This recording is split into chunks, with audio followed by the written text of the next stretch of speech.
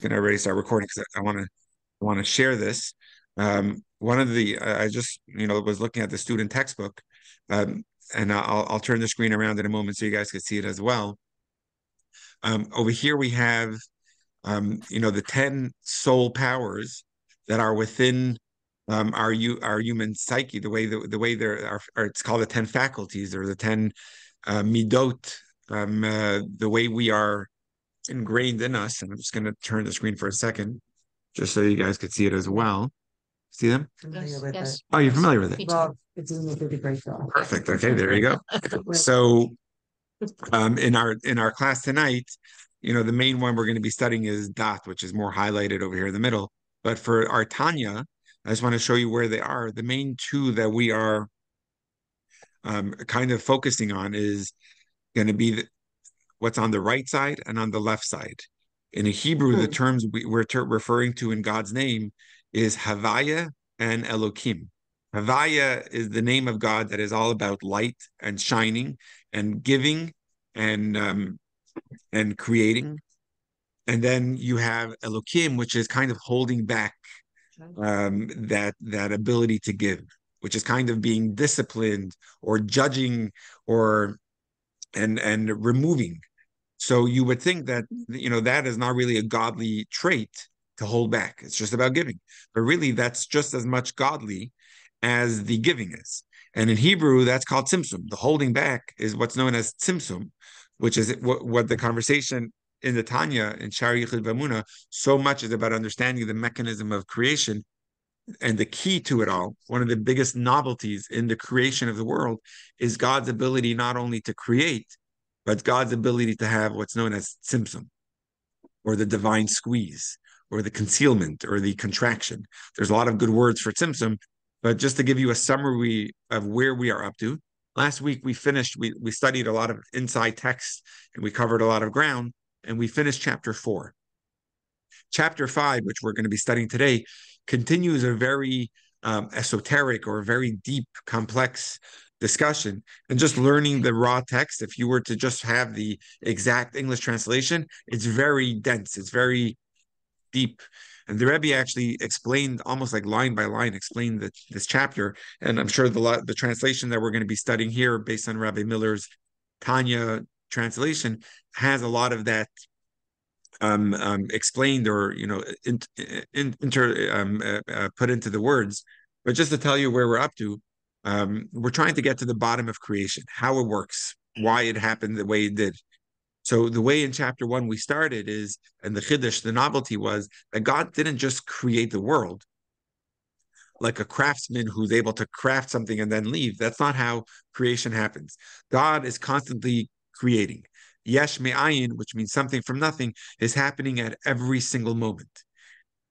The way it's happening is through the 10 utterances that God uttered when he created the world. Let there be light, let there be the sky, which is what we just read in this past Shabbat, the way God created the world.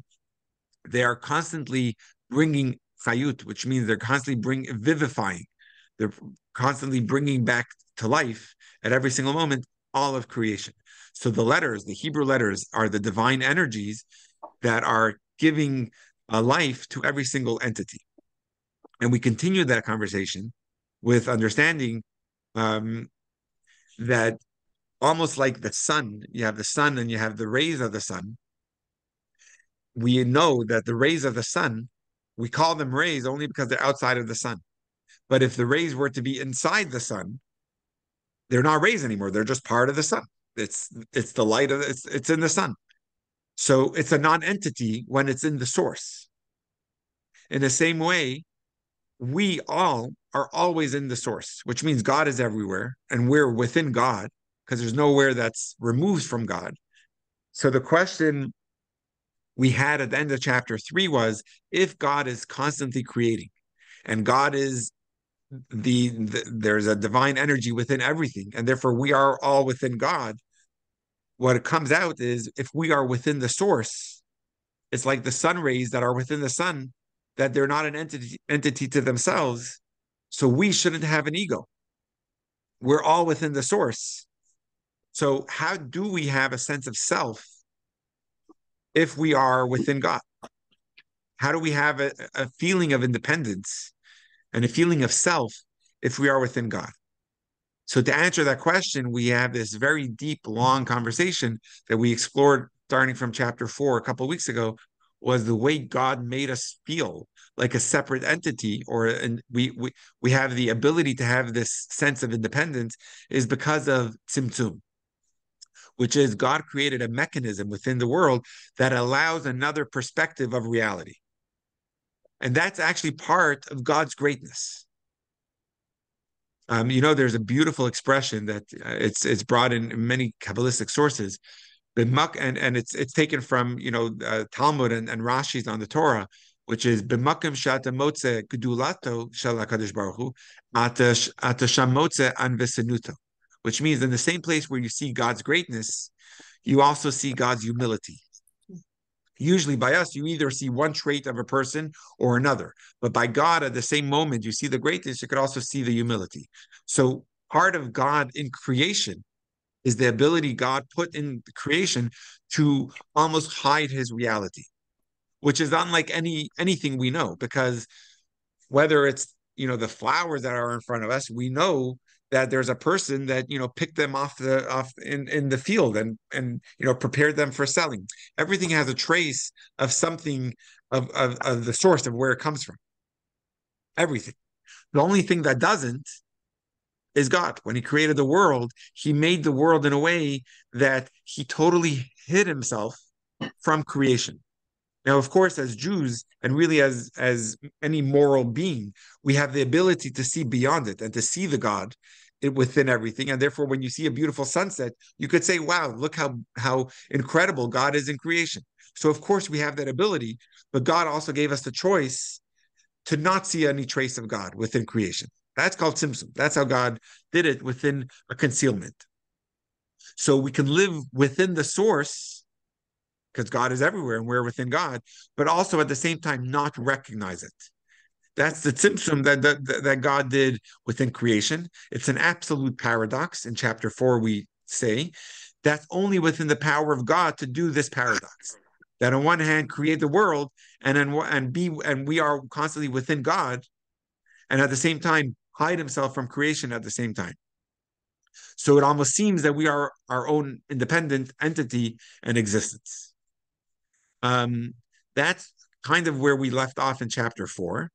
But at the end of chapter 4, the last few lines, it began a parenthesis that ends only at the end of chapter 5. So now I wouldn't say a side topic, it's illuminating an important part of Tzimtzum, but it's going to be another topic to it. And that is like this. We view Tzimtzum as a facade. A facade is that it has no substance. It blurs reality. But it's just that. It's just blurring our vision. But it's not the truth. It's not real. It's just a facade. Or to quote it from a story of the Talmud that I was recently sharing with a bar mitzvah boy, Rabbi Gamliel was one of the big leaders of the Talmud. Rabbi Gamliel, he was once in a debate with a non-Jewish person in Israel, and the person, asked him. It says, and we say this in the Pirkei Avot, we say in our Mishnah that by every minyan, every group of 10 Jews, when they get together, there's divine energy that is coming within them. There's a shechina, is the Hebrew word for divine energy, a shechina that rests among them, which is an incredibly powerful idea. And actually, just going back to the beginning of our conversation about just Jews gathering together at a time like this, of course, we should be reciting prayer and studying Torah and giving charity. But I just want you to know that even just the power of Jews just getting together itself is intimidating for angels. They see the power of Jews getting together and they're in awe. So there's a shechina, a divine energy that rests by a group of 10, a quorum that gathers together. So the question that this man asks Rabbi Gamliel is, there's so many minions across the world. There's one in London happening now, and there's one in Los Angeles happening now, and in New York and everywhere. How many gods are there? How many shechinas do you have? If there's in every place there's a shechina resting, doesn't that show on multiplicity? of God, that there's so many energies of God all over? How many gods do you have? That was his question. And the famous answer that Rabbi Gamliel gave, and some of you are probably familiar with it, is the analogy that Rabbi Gamliel responded was about the sun coming through windows. You can have many windows, and each of them have the sunlight coming through, but you have one sun. So it's God, it's one God, but it's able to come to all the places, like the sunlight, the windows allowing the light of the sun to come through. So that's the answer he gave. But chapter 5 and is really persisting, that's still showing on some multiplicity, still showing on different parts of God. Or the deeper question we're going to try to solve today, and I think this is a very powerful question, is if everything is godliness and everything is infused with godliness, because we started chapter 1 by saying that everything is being created by God at every moment, using the 10 utterances that God put into creation. And that's the core, the true being, the true existence of all reality is that divine energy. So if that's the case, then everything is godly as it is. What is the point of our mitzvah? If it's already godly, and the Chabad lingo, and especially from the first 53 chapters of section 1 of Tanya, was all about our mitzvah is infusing everything with godliness. And it's the action that we're doing that's bringing godliness to the world. But understanding Tzimtzum, really what we're trying to at the same time understand with the power of creation is God is already there, fully within it. So what is the point of our mitzvah? What are we elevating if it's already filled with godliness, if it's already holy? Or, to quote, and some of you definitely heard me share the story, 2 months ago, we met an Indian Jew who I was just so inspired by his story, and we put on tefillin for the first time in his life. In his life, he's I think 77 or something, an incredible person, and we're getting we're having a lot of conversations. But in my first meeting with him, we met outside of my house. I was just finishing to give a bath to my kids, and so I was in Crocs, and my daughter Hadassah told me, oh, he was kissing the mezuzah when he was by the door, and he said he's a Jew from India. So I went out to meet him, and I just want to share quickly. One of the things he shared with me is that when he came to America, I think first he came to Pittsburgh, um, the 80s, I think, but he wanted to join a community. He knew he was Jewish. His mother always told him he's Jewish, and they had a synagogue that he went to as a kid in Mumbai. So he wanted to bring his family to high holiday services, but he was refused, saying that you don't have a ticket, you can't come in. And he was like, "What ticket? I don't know. What are you talking about? I want to pray. I want to pray to God." And they didn't let him in. They said you have to pay membership. So he says, "Forget it. I can't afford it." He came to this country, he said, with nothing. And then later, I don't know how many years later, he moved to California and right here in Marin. And again, he was refused entry saying you have to pay. And he decided, this is what he told me outside my house a couple of weeks ago. He says, God is everywhere. I don't need to find God in a synagogue to connect with God. God is everywhere. That was his words to me. So just bringing it back to this chapter, if God is within everything, what's the point of my mitzvah? That's really what chapter 5 is coming to answer. And it's such a powerful, I'm going to have to, elaborate on the answer. I have to even understand it myself. But what I started today was by saying our understanding of Tzimtzum is that it's just a facade. It's just a blur of reality. But chapter 5, if I'm understanding it correctly, and I'm telling you again, it's a very dense, deep topic. So we have to learn it together to, fully understand it. And that's part of the beauty of our class is we understand it by learning it together. One of the things I think we're going to come away with is, and if you're coming today, you have to make sure to come next week, because if I'm wrong, I'm going to need to tell you next week that I'm wrong. But the way I'm understanding it is that Tzimtzum is not just a facade. This concealment that God put in creation, it's not just a facade.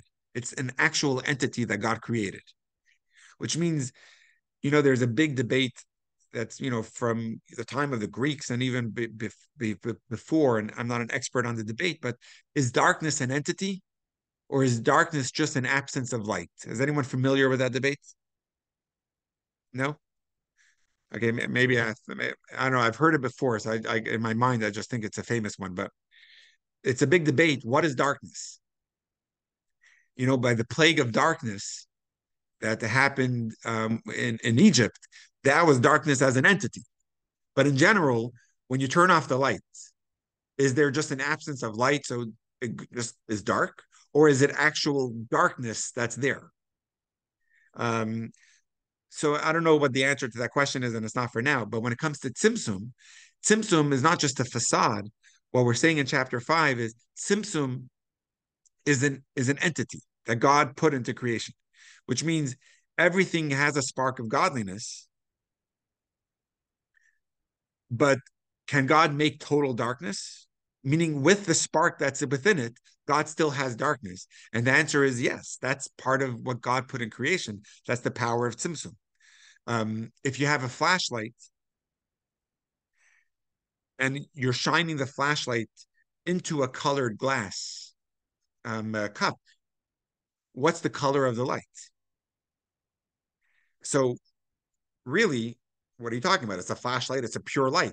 It's the color of the flashlight. It's the bulb within the flashlight. The other thing is just a concealment. But if you think about it a little deeper, what are we seeing? We're seeing a colored light. When you shine the flashlight in that blue cup, what we see is not just the facade. We're seeing blue light. It's not the real light. The real light is the way it is directly in the source of the flashlight. But the fact is, what are we seeing? We're not seeing a blurred vision of reality. We're seeing a blue light. So in the same way, Tzimtzum is not just a facade. Tzimtzum is like, that blue light. Um, it's an entity that God put. I have to continue that conversation and make sure I bring that together. But Naomi, I want to make sure I take your question. Yeah. Okay. I am still on is darkness an entity? And I was thinking, yes, it is, because we say a blessing in the morning where we thank God who forms light and creates darkness. You Borech Hoshech. Beautiful. There you go. So I think we just got the answer. That's a very, very well said comment. Thank you. That adds a lot of insight. Thank you. Thank you, Naomi. So Tzimtzum, on one hand, it doesn't affect God, just like the flashlight has that source and it's not blue. But on the other hand, it creates a version of reality from our view that is real. We have a blue light, that's what we see. So a person can see a very dark world because that's what he sees. So getting back to the point, the importance of a mitzvah, what a mitzvah can accomplish is it can have a very deep effect because there's a veil called Tzimtzum that is covering over the light, the pure light of God. A mitzvah allows that veil to be lifted. And a mitzvah, therefore, will allow and appreciate the true light of God to be able to come into the world.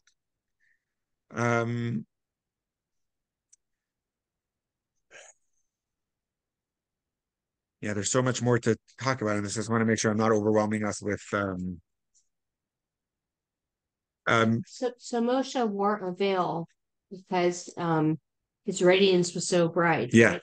Can you go into that a little bit? So he had the veil, and then you're talking about Hashem having a veil that's lifted with the mitzvah.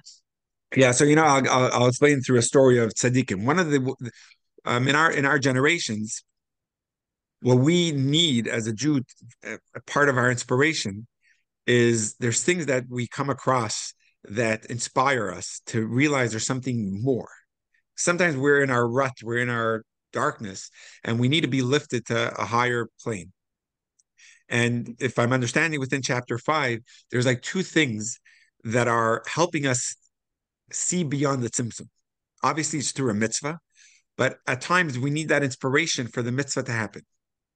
God forbid a tragedy that happens that makes Jews just so I don't know what the word is, but empowered to be strong and courageous. I can't tell you over the past week how many Jewish men are coming in and saying, Rabbi, I need tefillin. And people that never put on tefillin in their life, and they were insistent not to put on tefillin, and now are putting on tefillin. There's a work an accountant that works upstairs from us, a wonderful Jewish guy. His name is Jeff. And during the year of COVID, we did Rosh Hashanah, we did it outdoors. So it was literally like the services were, he was able to see the service through the window, which is as convenient as can be. I just wanted him to come down to hear the shofar because the windows upstairs don't open and it's double or triple pane glass, so you can't hear the shofar from the other side. And he wouldn't come down to hear the shofar. I'm like, why? Like I didn't ask him this, but like he's a San Francisco Jew, and it's not something that's important to him. Or we do a Seder here, and I just wanted him to come down and participate a little bit in the Seder. And no, he's busy. He was, it's accounting season when Passover is, so he was just too busy with taxes. But I just saw him the other day, and I was like, Jeff, let's do tefillin. He's like anything for Israel. And in the parking lot, he rolls up his sleeve. So I couldn't get him to hear the shofar on Rosh Hashanah, but he's for Israel. He's doing it. So unfortunately, at times it takes tragedy that unlocks the power of the neshama.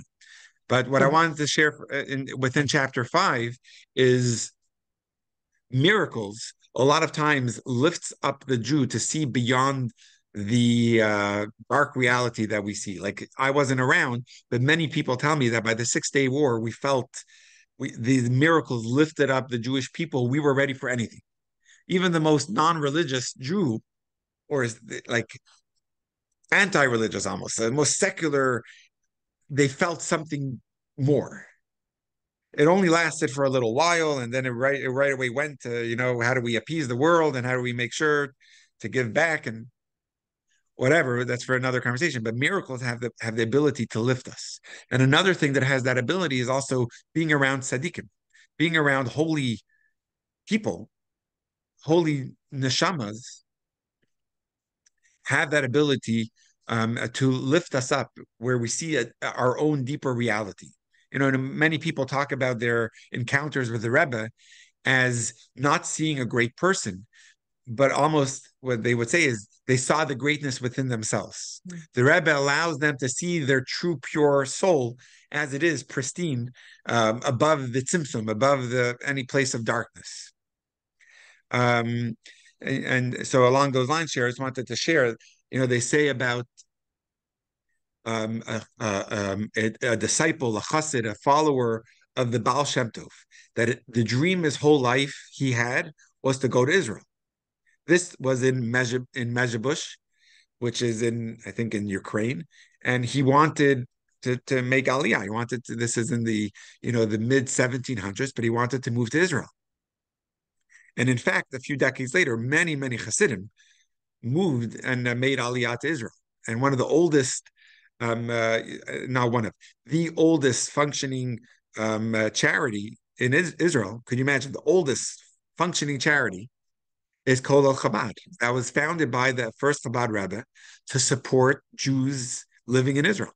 And it's still, they do an incredible thing, incredible. Like, and actually, I don't know if anyone on our JLI trip, one of the options, one of the days, did you go, Shira? I don't think so, right? I knew that was One of the options was to go, pack food with Kol Chabad and be part of the soup kitchen, and just to get that feeling within Jerusalem was just incredible. But anyways, so there was a chassid, a follower, a student of the Baal Shem Tov, that he wanted to go to Israel, and the Baal Shem Tov never gave him his blessing. But towards the end of his life, he just felt this urge that he's like, I gotta go. Even if the Baal Shem Tov doesn't give me his blessing, I'm just not going to ask him. So he tried to leave on a day that he wouldn't see the Baal Shem Tov, and he wouldn't have to see his face and explain anything. So he left on a Friday, which he knew the Baal Shem Tov will be busy with Shabbos preparations. So he left Mezhebush, the town, on a Friday. But who does he see at the outskirts of this town? He sees the Baal Shem Tov.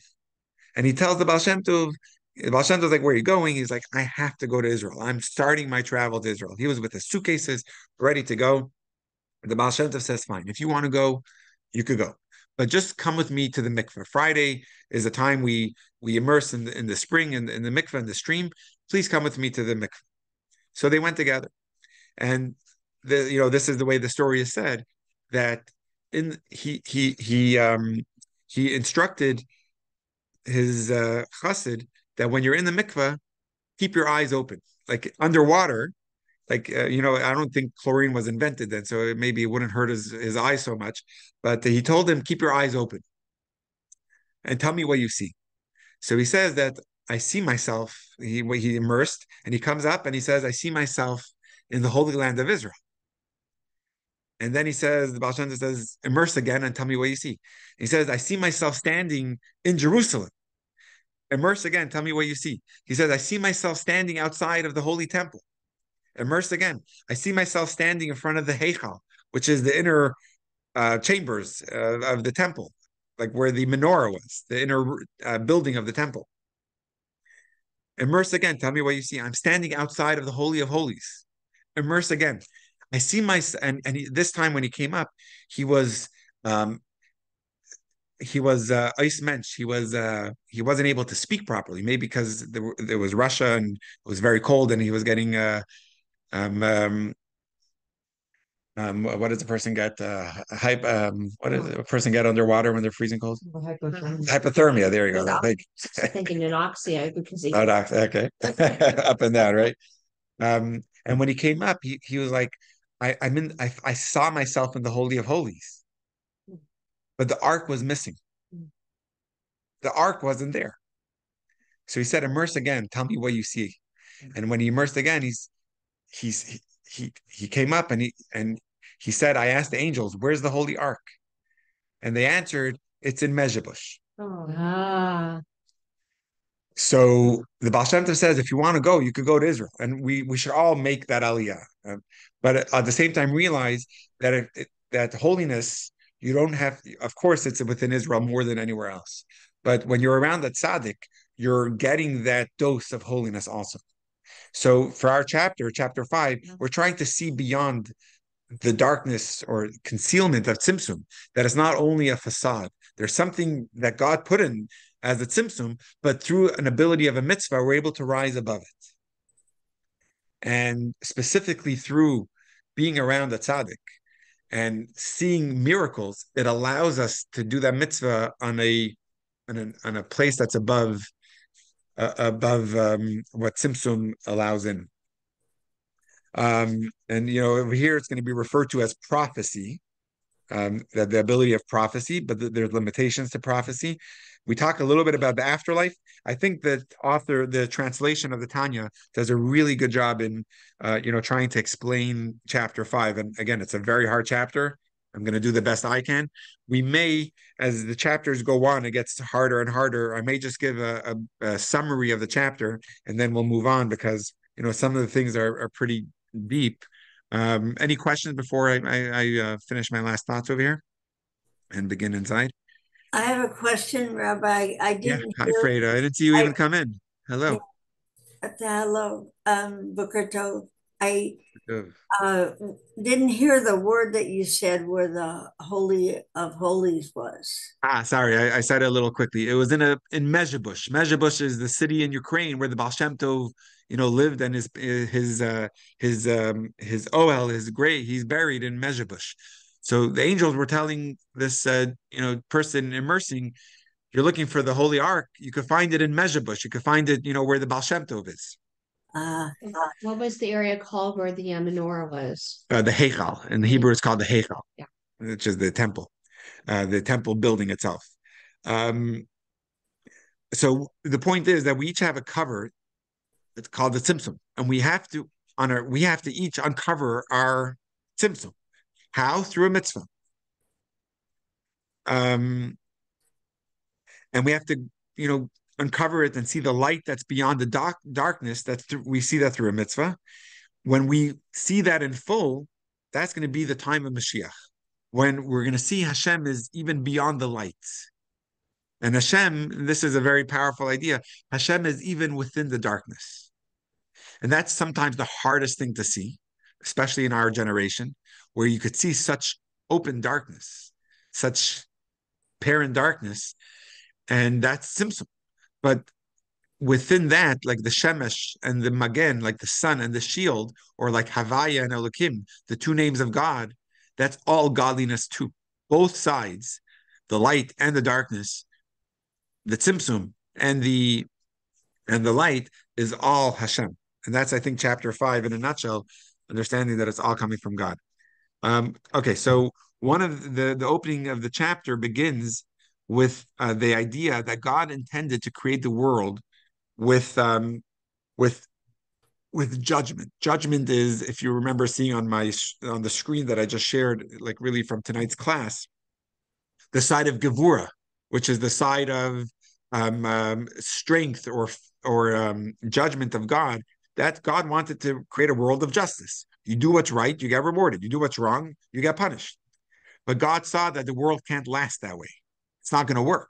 So then God included in it the attribute of compassion. So that's a midrash. The Tanya over here in chapter 5 of Shari Vamuna begins this discussion of Tzimtzum with this midrash that is going to explain the din, which is the judgment and severity of God, and the compassion and empathy of God. We're going to see it how it relates with Tzimtzum in the conversation. Okay, so if I have everyone's attention still, we're going to just try to at least learn section 1. I was hoping, I always have big plans, and I was hoping to even maybe, finish all of it, but it's not to be. So let's see. More on the attributes. If you're looking in the book, it's on page 59. If you're looking up on the screen, you should be able to see it now. Section 1 is the divine attributes are real. This chapter continues the discussion in section 4 of the previous chapter concerning the divine attributes. In this chapter, we will learn that the attributes are real and not merely metaphorical, that they cannot be understood by humans, even through prophecy, but they can be grasped to some extent by the soul in the afterlife. So if you just remember on the screen, we had the attributes that I put up on the screen. So those are not metaphorical. And in the afterlife, we appreciate them to a much higher level. This is the meaning of what our sages taught. Originally, God thought to create the world with his attributes of judgment, but he saw that the world wouldn't last, so he added his attribute of compassion. So that's directly from the Midrash on the opening chapters of the Chumash, of the Torah. If we were to look at God's attributes of judgment, which is Gevura, which is on the left side of God, as a totally independent power from his attributes of Chesed, which is kindness, this statement would make no sense. How could God possibly create the world with his attribute of judgment if all Gevur does is conceal, diminish, and hide? It must be the case, as we have argued in chapter 4, that there is a deep integration between Chesed and Gevura. Chesed provides the energy and Gevura the containment. Chesed is the light, Gevura is the vessel. So when originally God thought to create the world with his attribute of judgment, it means that in the careful balance between Chesed and Gevura, God originally intended there to be more Gevura, so that his creative power of Chesed would be completely hidden. However, he saw that the world wouldn't last. If our purpose is to bring awareness of God and to disclose his presence, then too much Gevura would make that impossible. So he added his attributes of compassion. To what does this refer? The added compassion refers to the supernatural divine revelations brought about by tzaddikim and the miraculous signs and wonders in the Torah. Again, so that's the miracles and the revelations of prophecy, or more importantly over here, tzaddikim, that's the attribute of compassion coming through. Normally, God's light is safely and effectively contained in his vessels. This ensures that the universe runs stably and that nature runs its course. When God temporarily increases the amount of light so that the vessel overflows, a miracle happens.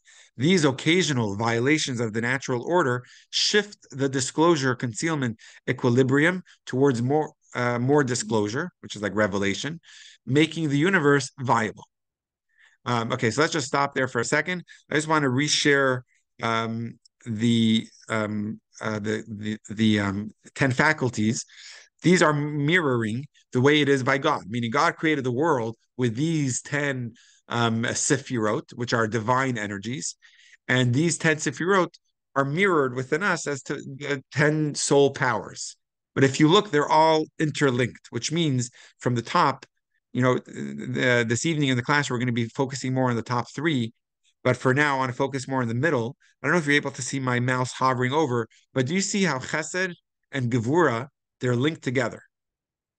And together, they derive into Tiferet, which is compassion. That's really what we're going to be talking about just in this chapter a little bit. It says that the world, God intended to create the world with Gevura, which is on this left side over here. But if Gevura is just holding back, you can't create a world just on holding back. You have to give. So it has to mean that there's a balance of within Gevura, there's also a balance of Chesed. That's how God created the world. But the bigger part of the balance was to be Gevura. But even that, God saw it wouldn't be able to last. And therefore, what did God do? He added in it Tiferet, which is that middle ground, a combination of the two. Tiferet, the way the Alter Rebbe is explaining it here, is to be able to see miracles that go beyond the regular order of nature and to see the light of tzaddikim that come through. So when you have a cup, chesed and gevura would be, let's say, the liquid, the water, and the cup is holding it, that this is the amount of water and it can't be more. That's going to be the gevura part. So you have the sun, and then you have the sunlight. You have the light and the vessel that's holding the light. So it limits it to be this amount. Miracles is kind of overflowing the cup with more light than it could regularly handle, and that creates a violation of the regular order of things. And that's where compassion or tiferet comes, where it adds more to it. Yes, Shira. So just as an aside, we have our patriarchs, Mm-hmm. and so Abraham is known for Chesed, Right. and Yitzchak for Gevurah, and Yaakov for Tiferet. Exactly, and that's why out of all the patriarchs and the 12 tribes, Israel or Yisrael is the name of Jacob. He was that overbalance to balance out the Chesed, which is Abraham, and Yitzchak, which is Gvura, came Yaakov, which is that over power of light above it. And that's where the children of Israel and the land of Israel, it's going to come from that measure, which is beautiful. Okay, let's just try to finish. I want to try to finish the section, which I didn't yet. So let's finish at least section 1 and end with a nice lesson. I think we're on the top of the Kindle page. The Tanya now cites a teaching from the Zohar which describes God's power of Chesed and Gvura. And this is what the Zohar refers to when it states that above, in the holy, lofty domain, within the divine realm of God's attributes, there is right and there is left. Right and left referring to Chesed and Gvura respectively. The right side is the Chesed, the kindness, right? When we give charity, we give it with the right hand because that's the idea of giving. The left is more the gevura, which is more the discipline, and justice is coming from the left side. You might be inclined to think that God's benevolence and judgment are human constructs based on our limited ability to understand the one God. If he is unlimited, doesn't he defy any classification into specific character traits? Like, how would we limit God and say there's a right side of God that is kind and there's a left side of God that is gevura? Doesn't sit well. So Jewish philosophers such as Maimonides would say that this is definitely the case.